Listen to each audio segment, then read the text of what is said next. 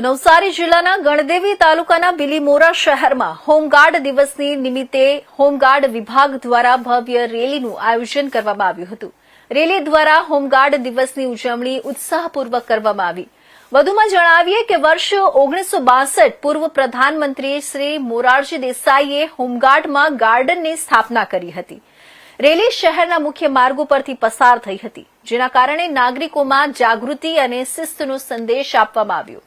Home guard જવાનો શિસ્તબદ્ધ રીતે રેલીમાં ભાગ લેતા જોવા મળ્યા હતા.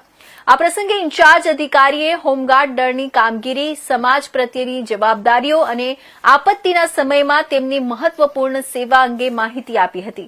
આ કાર્યક્રમથી હોમગાર્ડ દળના જુસ્સા અને સમર્પણની અનુભૂતિ નાગરિકોમાં જોવા મળી હતી.